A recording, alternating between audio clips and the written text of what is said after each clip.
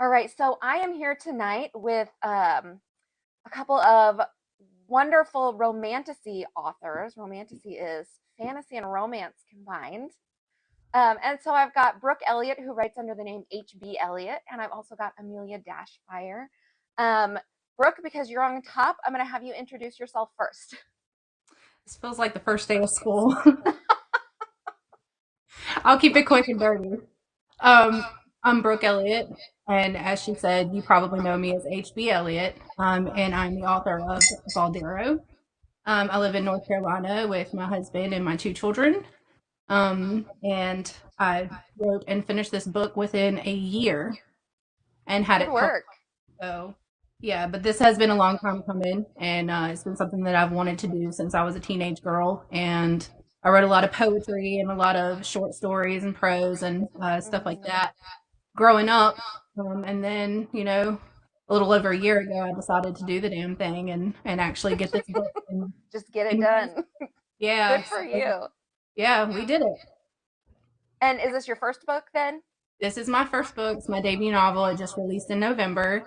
Um, it's been a very bumpy road, this journey, with my publisher and all that kind of stuff, which I won't make that mistake again. But we're through it now, and now the fun part is trying to market it, sell it, get people to read it, see what they think about it, Hmm. and that's where we are right now. Right? I A think little getting hard. people to read it is the part we all dread. Yeah, it really is difficult for self-published authors. That is for sure. Yeah. All right, Amelia, you're up. Tell us a little bit about yourself. Okay, well, I started writing quite a while ago, and I have so many projects. But my latest one is The Viper's Library. It's book one in a trilogy. I have another book published, which is completely separate. And I moved from the UK 15 years ago to my dad's homeland in Spain. So now I've been here teaching English as a foreign language.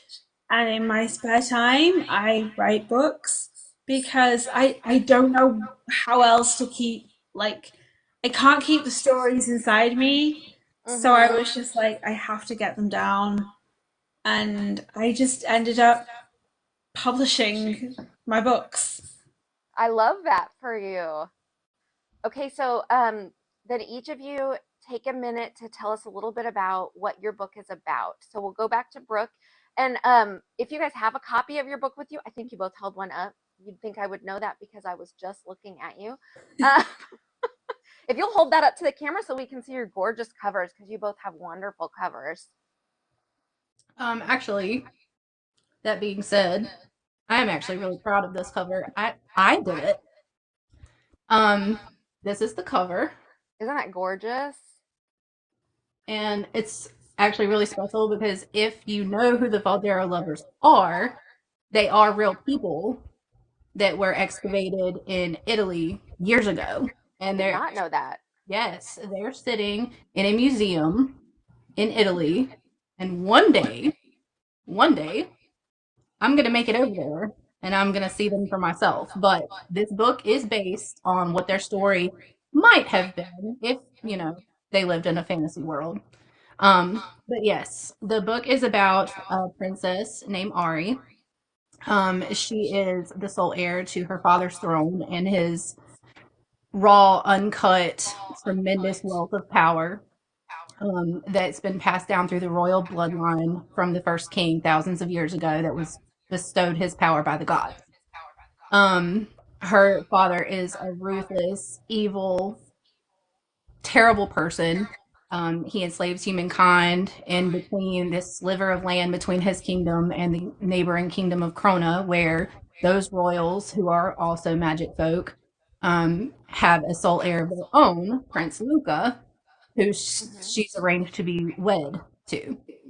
What she doesn't know is that when she comes of age and it's time for her and Luca to get together, the gods have actually paired their souls in this bigger plan to stop her father's tyranny. And so he'll go on a journey to take her away from Valdero and go on a quest for blessed weapons um, to help take him down and save the world, essentially. That sounds pretty fascinating. It's great. There's gods, goddesses, magic, betrayal, lots of twists and turns, lots of plot twists, lots of oh my god moments. There's a lot of laughter, a lot of tears, but you know it gets it gets really really in depth on one person's suffering, how much they can take, how they can heal, and how they can open up to let people help them heal. And, Mm-hmm. you know, it's not, even though it's a fictional world, it's not very far from what all of us go through on a day-to-day basis. And I put it all in this book. I can't wait for you guys to read it. And I can't wait to hear your thoughts. You will cry. You will cry. I mean, if you know who they are, then you know who they are. I'm not going to spoil the ending for We you. appreciate the warning. There will be tears. And there are some explicit scenes, and there is some really tough stuff, especially in the first chapter and a couple other Mm-hmm. chapters that, you know, there's plenty of trigger warnings at the beginning of this book, so make sure you check them before you crack it open. Okay. To have. And I mean, you've got some people here who have read it already in the comments saying they can't wait for the next book. Is this going to be a series? It is not. Well, I mean, it kind of can't be. I have had ideas. I have had ideas. When you read the end of this book, you'll understand why it can't continue, obviously. But I have had ideas about stories about some of the gods and their relationships with each other, where I could do like a prequel to goes back to the first king and the trials of the first king and why they found him worthy and all that kind of stuff. Mm-hmm. Could be a good spin-off to this one, but no, this is just a standalone. That makes sense. Okay. I won't push you for more because I'm afraid we'll end up with spoilers. Yeah, I don't want to do that to you. It's too good for that. Right. All right, Amelia, tell us a little bit about what Viper's Library is about. Okay, so I think emotionally, our books are very similar. There's very like real emotions and real issues in relation to, our the personal things that our characters go through. But we start with Valenka, who is a vampiric viper. She was turned against her will, and she wanted originally she wanted revenge for, like basically being left to die. But as things go on, she realizes she just wants peace, but her sire will not let her have peace, and her she has evil half sisters. I mean, the stepsisters is a bit of a cliche, so I went for half sisters. A bit of a twist. But essentially, she stumbles, or hunters stumble across her and are like, she's not what we expected. What's going on? Everything about her is a little bit strange for a viper. And she ends up making a bargain with them to protect her and the town against her evil sisters who are trying to get her back to her sire. And Mm-hmm. this is just what happens in book one, the bargain of, convincing her sisters that she is as evil as she originally was. Um, I can't really explain more without spoilers. But That's yes, fair. there is spice. There are things you need to check trigger warnings for. There is romance. There is a little polyamory going on, but it's not a why choose. It's a it's a one main love interest. But because they are animalistic shifters, they are like open to group activities. um, Okay. but she is learning to open up, but at the same time, she fears everything that her sisters will do to anybody she cares about. So she is Mm-hmm. constantly conflicted, and Yeah. things just, develop from there. Okay, so for anybody who's watching who's not sure, tell us what is a vampiric viper? I'm It sure we're all basically, familiar with vampires. yes. Well, I wanted a twist on the vampire. She has bloodlust, but she can shift into like a viper. She has viper traits, snake-like traits. Her sire is actually basically a demonic Viper. She is the daughter of a combination of basically a god of what we would call hell and a and the goddess of an equivalent of heaven. So she's a mix of both, but she is definitely more demon than angel. Hmm. So yeah, Zelenka is a little bit. She's part goddess, so she Okay. deals with a lot. Yeah, that's pretty Amelia, how do you fascinating. say her name again? Zelenka. It's Okay. actually a Czech name because I wanted it to have like a Slavic influence, and it's also means green because all my main characters have a name that means green. It's just a Interesting. it's a signature thing. So I have things like Jade, Sage, Fern, Zelenka, which is the Huh? Czech. Yeah. What happens when you run out of words for green? I will move to blue, my second favorite color. That sounds like a great idea. Love that.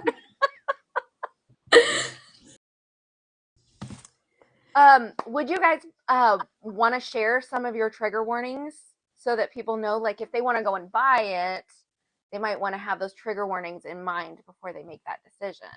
Yeah, a few of the ARC readers that I had, I made sure they knew before. I'm just gonna read it off. I feel like that'd Yeah, be. that's probably the easiest thing to do, honestly. All right. Disclaimer. This book contains situations of domestic and sexual abuse, graphic violence, brutality, mentions of murder slash suicide, slavery, profanity, and explicit sexual situations that include bloodletting and mutilation. And Okay, not thank you. Good to in know. no particular order.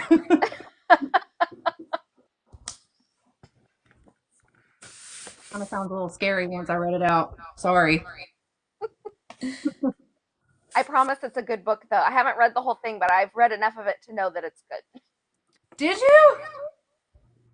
That's part of my process. I don't let you guys on the show unless I've read part of your book. Amazing. I mean, so you already know Yeah, I probably. know some. Yeah. I was just saying my prologue is just like graphic violence, so I'm pretty sure you get an idea what it is. Yes. Like I'm just looking at the list. Adult content with and dark content, including on-page graphic violence, explicit sex scenes, blood play, torture, alcohol abuse, depression, death, PTSD. Also mentions of sexual assault, child cruelty, compulsion, equating to lack of consent. So there's a Okay. lot going on. Yeah.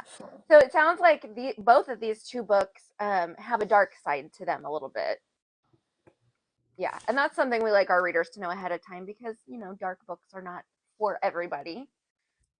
And we Yeah. appreciate authors that put those trigger warnings in there for anybody who does have trauma. Right. Yeah. So Right. thank you for that.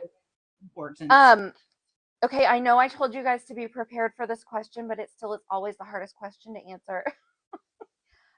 What are some comparable titles you can think of? If you read this, you're gonna like my book. Are we starting with me? Whoever comes up with their answer first. Buzzer. Um. Okay. As far as books, you're right. This sucks. Yeah, Okay. it's so hard. It really is. Um. I mean, it is a fantasy world. There's magic, gods, Hmm. goddesses, stuff like that. If you like stuff like ACOTAR, Throne of Glass, any Sarah J. Maas novel, um, Kingdom of the Wicked ish, which that could actually work for Amelia, I bet. Um, but I had several people tell me when I was pitching this book to publishers before I decided to self-publish, one in particular mentioned the movie Pompeii, Okay. Kit Harington. Hmm. Um, that's actually, if you imagine them in a fantasy realm, would Hmm. be very close. If you Okay, look that at makes a the lot of movie or sense. like that story and you add a little bit of magic and spice, that'd Hmm. be very close to what Valdaro is. Okay. Yeah, and I always forget to tell people it is okay to use movies and TV shows in your comps too. All right, And Amelia. for saying that was a really hard question, you had an awful lot of comps. Good work. Thanks. I tried. All right, Amelia, how about you? Okay, definitely. I know three instantly. The Book of Azrael by Amber Nicole, Of Shadow and Moonlight by Luna Laurier, and The Serpent and the Wings of Night by Carissa Broadbent. They are three very easily comparable. Obviously, mine is set in a sort of equivalent to like the setting of The Witcher. Um, so as far as like the modern settings as of Shadow and Moonlight and the Book of Azrael, like the settings are not the same, but general vibes and tone of the story and the things going on, like vampires versus, we've got vampires versus werewolves. In my case, we've got vipers versus dragons. Um, Hmm. so, in that sense, they are easily comparable and definitely have the same tone, same level of spice. The Book of Azrael, we've got two very ancient beings that are on opposite sides of like my character Zelenka basically wiped out half, like almost half of the hunt of the dragons centuries ago, and now one cat, a group come to hunt her, but they end up becoming allies. So in that sense, that's how they're a little bit similar. And the Serpent and the Wings of Night, because she's just so conflicted over her sire, because obviously her sire claims to be a mother figure, but Zelenko had a human mother, and she never Hmm. really sees her as a mother. So it's all, and she discovers a lot about herself that her sire has been hiding from her as well. Again, I can't explain without spoilers, but we get to know more throughout the book. Okay. That was a really good description. I'm intrigued. Yeah. And Amelia, correct me if I'm wrong, but the second book in this series is available for pre-order right now, right? The Kindle for pre-order is coming out at the end of April. Physical copies will be available once it's officially published. As far as pre-orders for physical copies, maybe next month. But yeah, Okay. That's not too long of a wait. no. So if we read Viper's Library now, we can get the second book pretty soon. Oh Yeah, yeah. exactly. Yes. We got Don't them. ask Yeah, me that's about nice. when book three is coming out, though. That's, like I said, it's a trilogy, so it'll be the last book. I don't know. That's okay. I feel like that last book is probably the hardest one to write usually. You had to figure out how to tie it all up. Well, it's all planned, but of course, Hmm. I want everything to be I want everything to be perfect. I don't want it to just jump from one plot point to another. I want all the fun stuff in between as well. So Hmm. it's it, even though I know what's supposed to happen, it's a process to get Right. it all Yes. in there. 100%. So do you, I Okay. mean, do you story map your books? Initially, no. Usually, by the time I finish drafting book one, I know where the rest of the series is going to go. I've got other series planned, but of course, things change when I'm revising, etc. But yeah, I'm a plantser, So, I start off just writing Same. whatever comes into my head, my dreams, etc. And then by a certain point in the book, that book is more or less planned. And then by the time I get to the end of it, the rest of the story is planned, I think. It's And I love complicated. that you write from your dreams. Is that where you get most of your story ideas? Everything. Yes. It's I do the it's same a it's lot. it's a little it's very creative up here. Do you have like the world's weirdest dreams? Yes. Yeah, same. I write about vampires. That's fair. So Brooke, where do you get your ideas from? Well, the idea for this stemmed from when I found I was in my early teens. Um, Found out about them, became obsessed with them. I wrote poetry about them. I have them tattooed on my arm, and that was way before I wrote this book. So they've always been a part of my life, and the Hmm. idea to write about them I've had for a long time. But like I said, I finally stepped up to the plate to try to. I mean, you got to start somewhere. So I just started writing. It changed about 1,000 different times. I was trying my best. I was like, nobody knows what their story is. I checked everywhere, did a lot of research just to make sure that I'm not copying anybody's idea. Nobody's written Hmm. about them. Nobody's made a movie about them.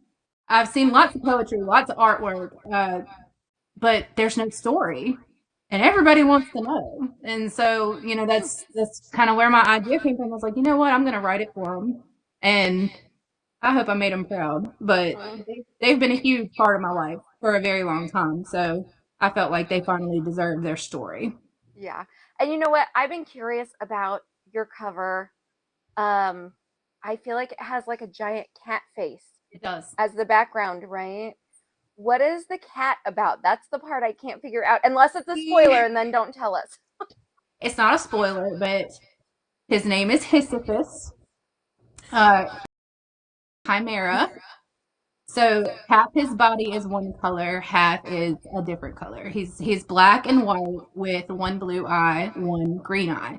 He is a very important little person for a little guy in this book, for a number of reasons. But other than Luca and her best friend Pax, Sisyphus is Ari's most important person in her life. Okay. And by the way, this whole time watching you guys talk and your reactions to each other, I just have this sense that you're going to go read each other's books after Oh, tonight. oh, for sure. definitely. Love that. So, if nothing else, you've each gotten one new reader. Oh, for sure, for certain. Amelia had me at Serpent and Wings of Night. As soon as she said, I'm like, done. That's it. I It's love such an that. amazing book, and I read it after I'd written mine, which was really good. But I was like, "Oh my god, there's that similar, and that similar, and that similar." You know. Well, the other part is like, you said serpents, vampires, and then you mentioned Carissa Broadbent, and you had me. But then all the while I'm sitting here thinking, well, damn, I mean, what I'm writing right now is a vampire novel. I'm in. I'll read it. Yeah, and anything that like is Greek related or Greek inspired, I gobble that up. Yeah.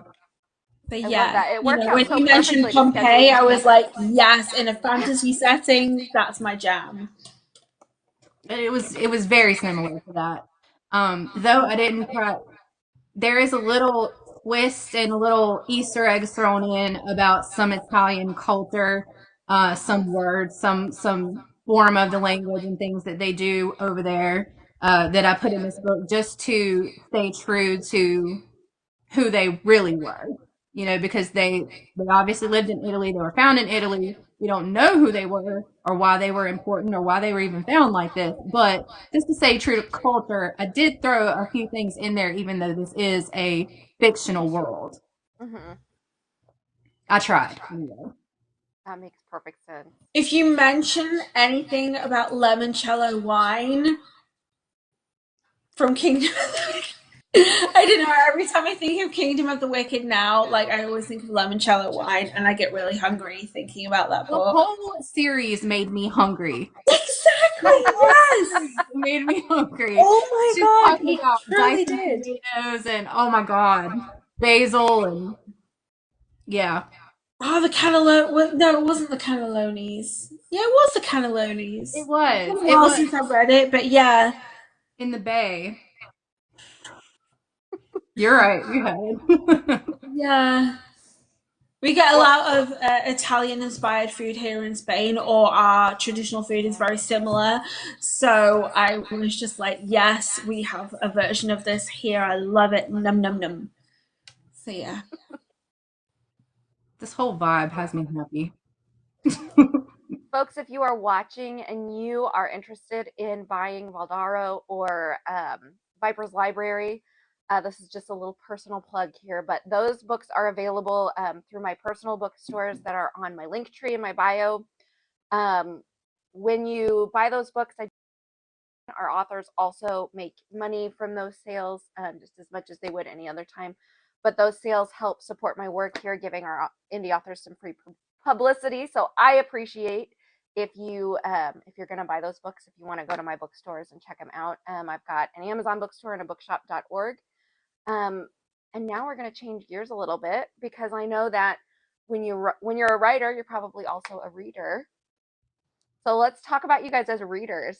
Um, First off, what is your favorite book or author in your own genre? So this dark fantasy romance. Um, Sarah J. Maas is probably my favorite. I'm still crushing CC3. That is a long book. But Sarah J. Maas for sure. I love Jennifer Armentrout, Carissa Broadbent. Um, who else? Have y'all read Belladonna or Yeah. Foxglove? Amazing, amazing series. I'm really into the whole. What's the word I'm looking for? The Gothic? mystery. Yeah, like that era, that world, like Kingdom of the Day. That whole gothy, something that's so far from modern day, it's ridiculous kind of vibe. I love it. Maybe that's why Crescent City has kind of been hard for me. Like it's another world and it's a fantasy world, but it's not really in that era. Mm. I like to live back in the old days. Back in the old days in worlds that don't exist. Amelia, how about you? Yeah, I absolutely love Belladonna. Somebody actually got me into Belladonna and Foxglove because my first book, Out of Ashes, is a dark gothic fantasy. It's not a romance, but it has some romance and spice in it. And they got me into Belladonna and then later Foxglove. The my other inspiration, one of the authors that really made me like pay attention to writing as opposed to just reading, was Cassandra Clare. Um, it wasn't actually the Mortal Instruments that got me into that. It was the Infernal Devices. Because it's set in a, I don't know if you've read it, it's set in a like a Victorian setting, a lot of magic and like angelic demon hunters and I just thought her descriptions, like they just gave me like they literally like dropped me into the middle of the scene, and I was like, I want to write like that. Yeah. Mm-hmm. um but also things like the Caraval series. Oh my god, I absolutely love the Caraval series because it's quirky, it's fun, there's the romance, and then Once Upon a Broken Heart, the next trilogy, again, just it had me even though there's like it's YA, so there's absolutely no spice in it. It's got like romantic angst. So I was like, Mm-hmm. yes, I can live with the angst and the this type of romance because it's so intense that I was just like just poof. And again, Kingdom of the Wicked is one of my favorite series. Of course, the fact that the character is also called Emilia, and you know the fact that we both love Italian food. But the other one, the Plated Prisoner series, is another fantastic series. I've not actually read the latest one because I've been reading arcs. I love to support upcoming indie authors, so I do a lot of arc reading too. I'm swamped with arcs, but yeah, that was a really amazing book, a series. So I really want to read the latest book when I can get to it. I also love a good book that I don't know why we're like this, you guys, but I love books that make me cry, like ugly cry. It's a problem. I don't know why we're like this, but I live for it. I will get my heart broken again. We're romance readers. We like Yeah, to get take our my hearts money. broken. You're people who really like to feel. That's what that tells me. That's what it is. Yeah, exactly. Yes, I agree. So how about outside your genre? Do you have a favorite other genre? And if so, who do you like to read in that genre? Outside of my genre,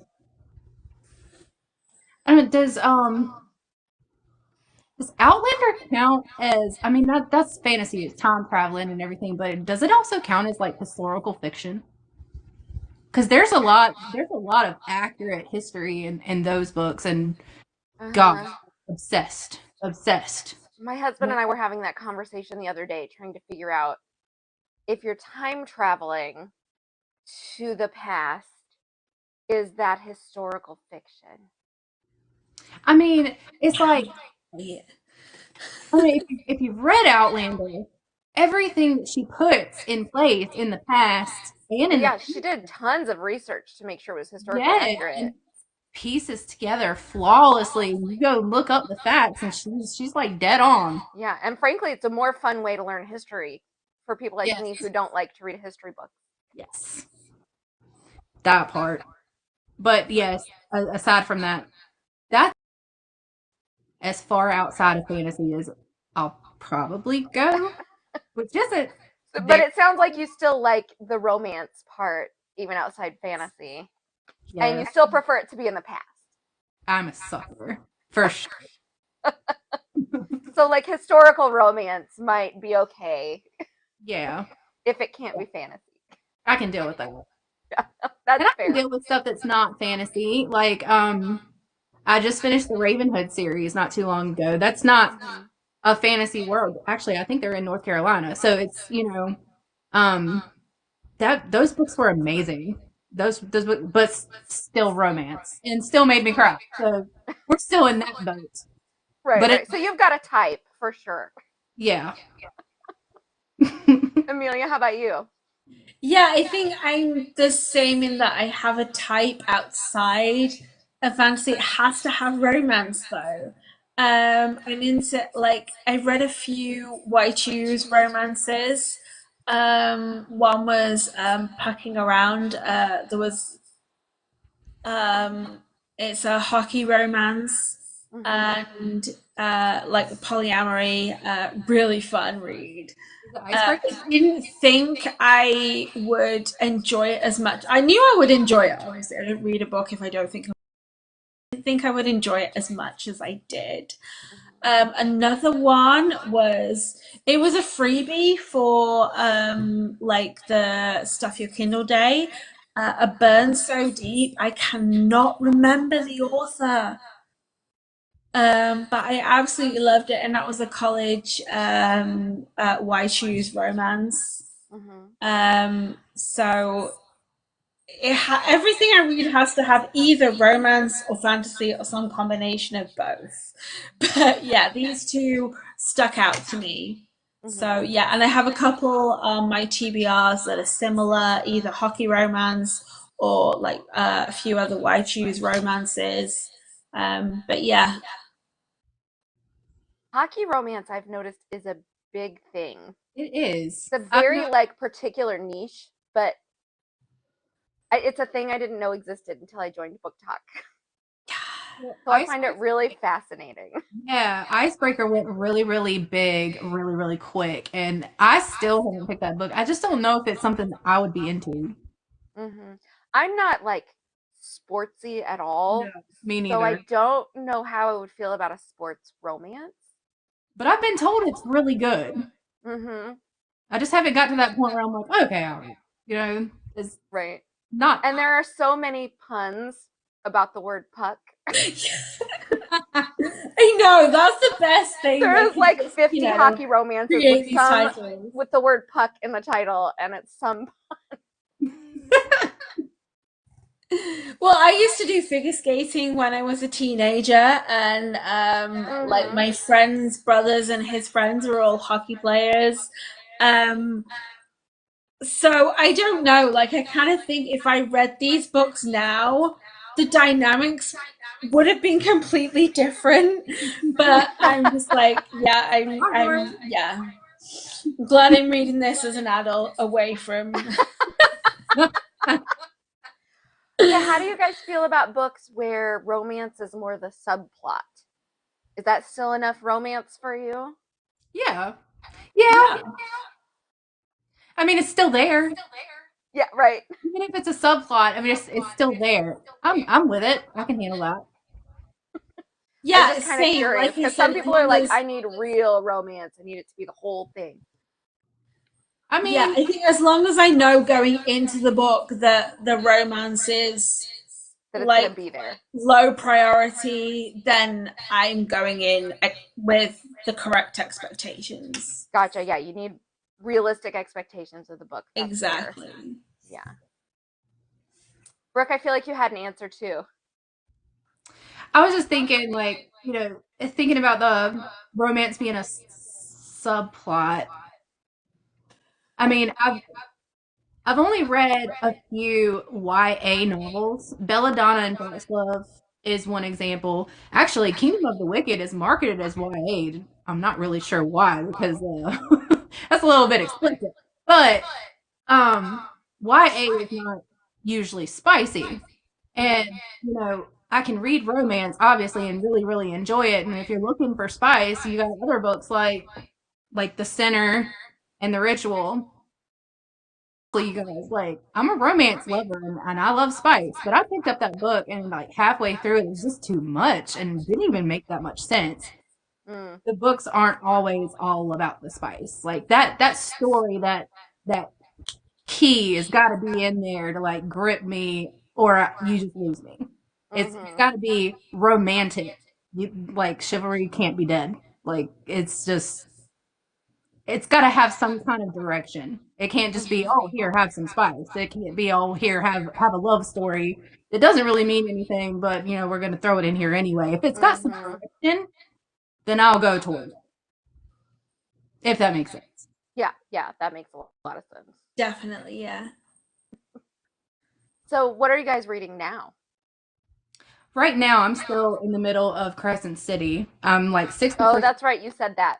through that book, but I've got a couple that I really, really am looking forward to read. My next read is probably, I've heard there's three.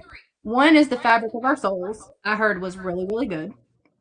The other, I've heard a lot of good things about Gothicana.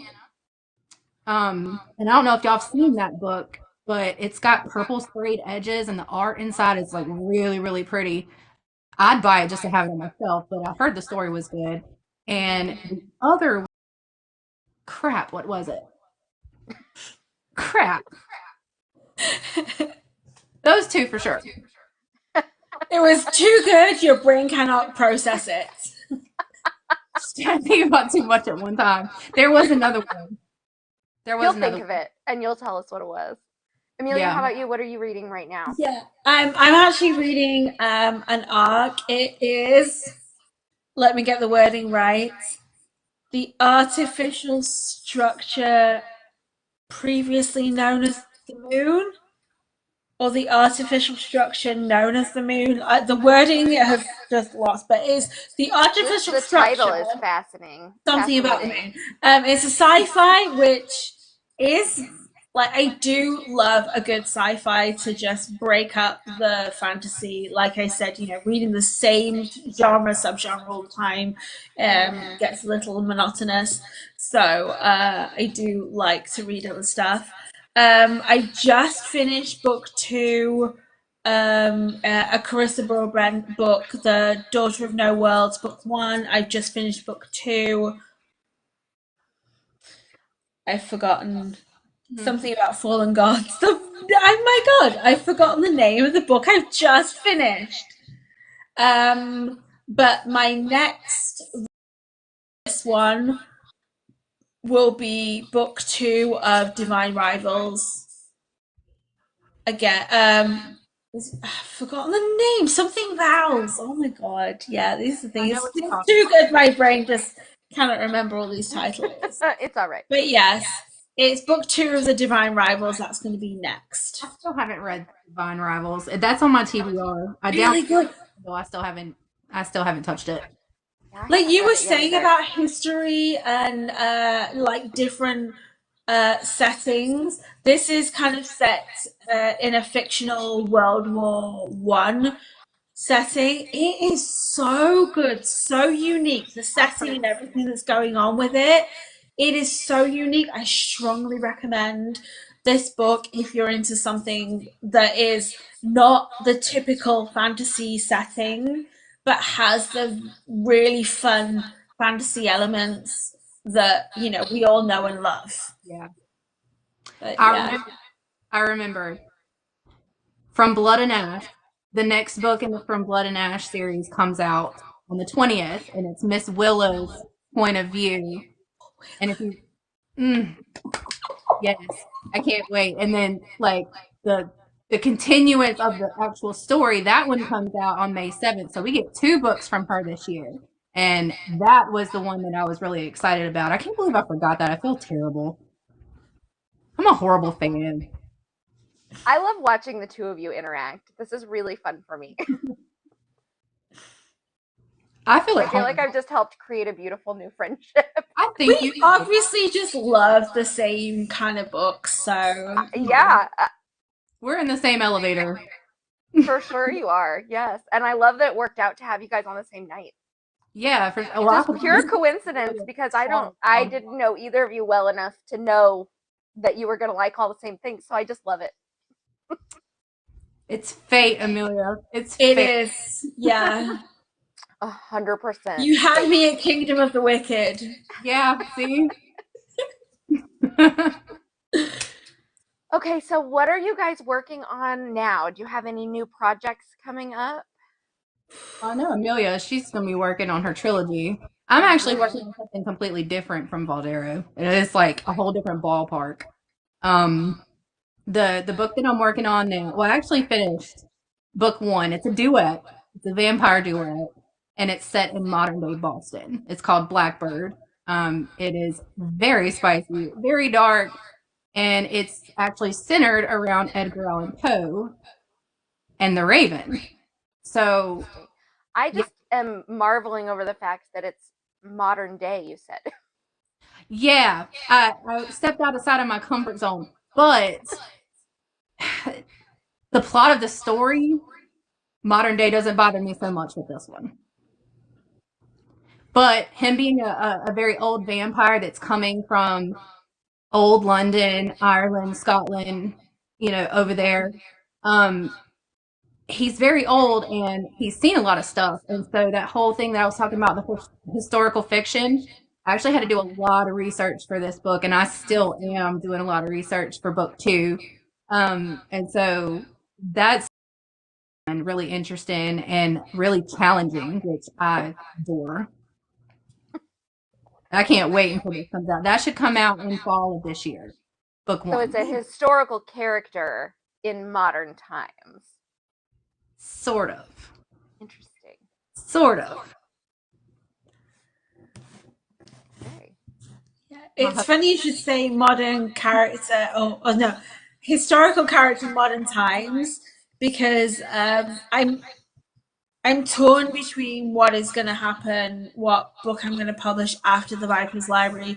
Book three, I plan to finish and publish by the end of this year, but my next project, um, one of them is called The Last Goddess, and basically her and her like god or divine family and other gods were supposedly wiped out thousands of years ago, but she survived. She escaped, she survived. She's been hiding as a human all this time.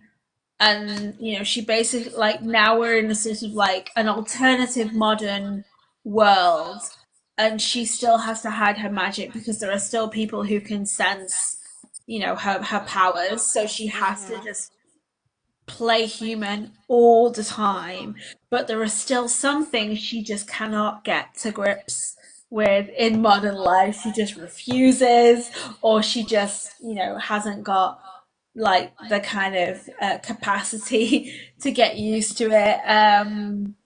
So yeah, she's got a mix of like trying to fit in with modern day society as best she can, but she's sort of Mm-hmm. still stuck in like ancient ways. Mm-hmm. But yeah, That sounds fascinating. she's going to be a fun one to complete her story. That sounds like it. I am really surprised we haven't got any questions from our audience yet. we gotten a lot of likes. Tons of likes. I This is know. You guys quite are an awesome with audience. the liking right now. I Looks am like just there's gonna double check and make sure I don't have more questions I should be asking you guys. a battle. Every once in a while I forget a thing or two. I'm trying to email, but I can't remember what I ate 5 minutes ago. So That's fair. And I ask basically the same questions every time, but the conversation goes so many different directions. Sometimes I can't keep track.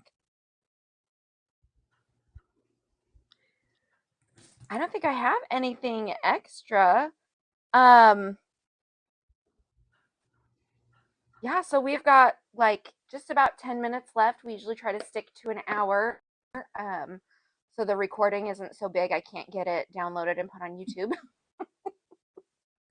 Um, why don't you talk to us just a little bit about yourselves, just kind of as humans? What kinds of things do you guys like to do outside of books? is there anything else? I get that answer a lot. Oh um, my god. well, like I said, I have a husband and 2 kids. My oldest is 13. My youngest is 4. And she stays here with me while I'm off writing masterpieces. And so we spend a lot of time together. So, Yes. I'm playing with Play-Doh, baby dolls, markers, crayons, that kind of thing. But Honestly, that's I'm impressed you find time to write full books with a 4-year-old in the household. don't ask me how I did it. I couldn't tell you. Like the dedication, I dedicated Valdaro to my husband and my children, but the acknowledgments I even wrote about, my daughter. I was like, I owe you so much, man, for every time I've had to stitch you with crayons next to me while I sit here and knock this out and hover over this keyboard. Because as a 4-year-old, I'm surprised she's been this patient with me. Like for the most part, she's been a dream, trying to get this done. And then my son, honestly, he's just my little sidekick. Like he knew everything that was going to happen before it happened. He knew every twist and turn, and he'd come home from school every single day asking me to read what I wrote that day. They're all a blessing. And there isn't much that I'd want to do outside of reading books and writing them aside Mm-hmm. from being with them. That's, that's the majority of my day. And I'm not sorry. That's really sweet. I love that. Amelia, how about you? What else do you like to do for fun in your free time? Well, I don't have a lot of free time. I mean, That's fair. like it's funny because like you talk about being a mum. I am a teacher, so a lot of time with kids too, and like they just consume my thoughts even outside because I'm just thinking that kid didn't get it. What can I do to help him get it next time? You know, Mhm. that kind of thing. Mhm. And I'm always thinking, well, even though these two groups are the same age, but one is a little bit more advanced, one is a little, less advanced, what can I do to help them match their levels? And like Mhm. my job is like I said, I work in a private language school, so I teach more like after school Mm. activities, so we're very flexible in what we can do in classes. It's a lot of games and learning English, teaching English to Spanish kids, and they just absorb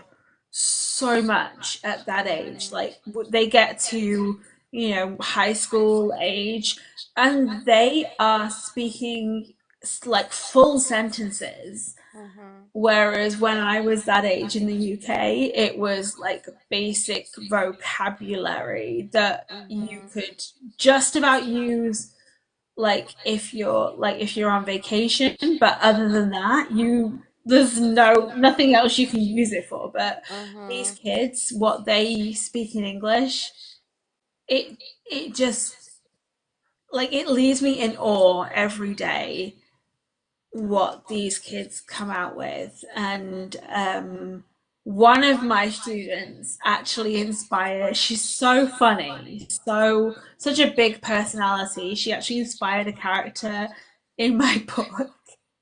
And I like she just will not stop talking, but at the same time she's speaking in English, so I can't tell her off. Like I can't, I can't punish her for Because she's speaking learning. in she exactly, and she's using English. But oh my God, she talks so much. But like I said, she is such a big personality. She will forever be immortalized in the Viper's Library. So, and it's Does things she like know that. that she's in your book? Yeah. And if you ever read it and you see a girl called Emily, you read a girl called Emily, that's one of my students. There's actually Very some nice. featured in my first book that I have not been able to find. TikTok's gonna have to help us out with this. My senior English teacher, her name was Maureen McGrath. I'm so glad that you Maureen have this, McGrath. Victoria. Her name was Maureen McGrath. She taught English at Bunn High School in 2006. Okay? Maureen is a character in my book. And I wrote an acknowledgement to my high school English teacher. She is a lot of the reason why I was able to do this. And I have been trying to find her and I can't.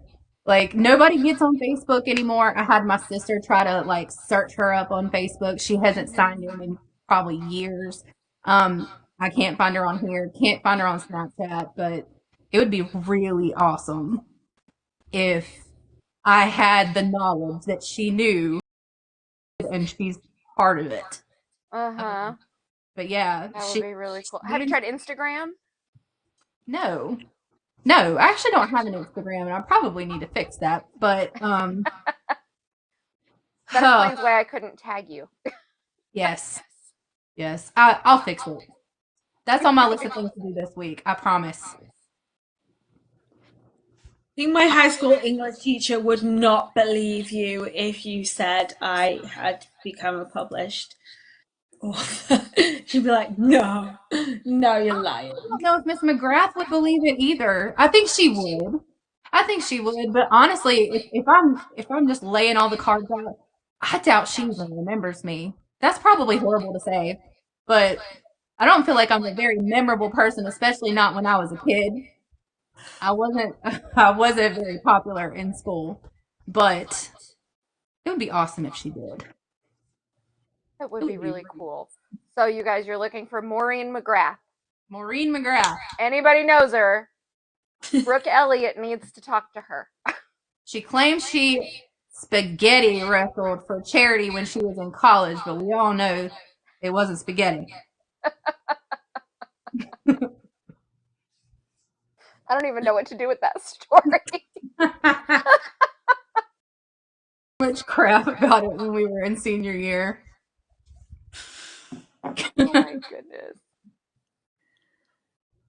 All right, you guys. Well, I am out of questions to ask. It doesn't look like our viewers have a lot of questions. They haven't been asking anything. So I suppose I can let you guys get on with your weekend. I hope you have a wonderful weekend. Do you guys get Monday off? I guess in Spain, maybe not. My school. That much I know. It'll be What day it's is it? President's Day for What us here on celebration is Monday. it over there on Monday? President's Day, isn't it? Yeah, President's Day celebrates like several presidents' birthdays that are all in close succession this month. But yeah, well, I hope you guys have a wonderful weekend. Thank you so much for coming and talking to me. It has been great to get to know you guys a little bit. Yeah, and to watch you get to know each other. I was super excited all week. I've been nervous. I don't know about y'all, but I've been investing. This is my first time going live, so I did not know what to expect, did not know what to think, and I was freaking out before we were signing on. And sent me the live invitation. I'm like, you guys both did great. Thank you. AJ, I really appreciate you having us on. Yeah, I am so glad that you could come. You are interested in these books, VALDARO by H.B. Elliott and VIPER'S LIBRARY by Emilia Dashfire. They are both in my bookshops. You can also find them on Amazon and probably lots of other places. And Emilia's next book is out on pre-order on Kindle, you said, right? At the moment on Kindle, yes, and soon on paperback on various retailers next month. Perfect. So check those out wherever you shop for books. But if you want to help support the Authors Live cause and give authors more free publicity, go to my link in my link tree and check out my bookstores where I make a little bit of a commission. And if you didn't get to catch the whole interview, this will be up on my YouTube channel. It will go live there Wednesday at 6 p.m. Central Time. I hope everybody has a wonderful weekend. Thank you so much for stopping by. Bye, guys. Well, thank you for having us. Yeah.